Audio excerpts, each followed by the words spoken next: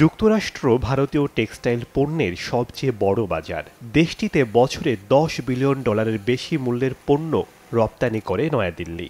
সম্প্রতি যুক্তরাষ্ট্র 50% শুল্ক আরোপ করায় এশিয়ার মধ্যে ভারত এখন সবচেয়ে বেশি শুল্কের বোঝা বহন করছে।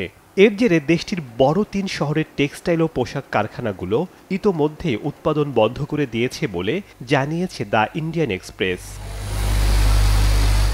ভারতীয় রপ্তানিকারকদের সংগঠন federation of Indian export organisations জানিয়েছে, অতিরিক্ত শুল্ক আরোপের কারণে তিরুপুর, নয়ডা ও সুরাটের টেক্সটাইল ও পোশাক কারখানাগুলো উৎপাদন বন্ধ করতে বাধ্য হয়েছে।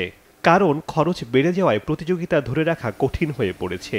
এ অবস্থায় অবিলম্বে সরকারের সহায়তা চেয়েছে কারখানাগুলো।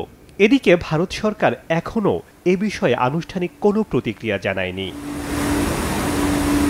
বস্ত্র ও পোশাক রপ্তানিকারকরা আরও জানিয়েছেন, যুক্তরাষ্ট্রের বড় ক্রেতা প্রতিষ্ঠান অ্যামাজন, ওয়ালমার্ট, টার্গেট এবং গ্যাপ অর্ডার বাতিল করেছে।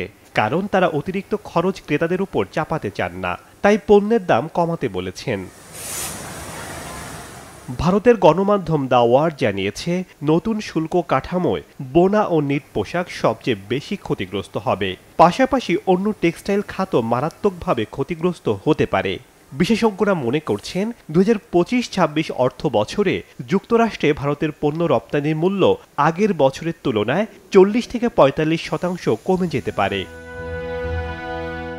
এজন্য নরেন্দ্র মোদী সরকারকে দোষারোপ করছেন ভারতের সাবেক কূটনীতিকরা।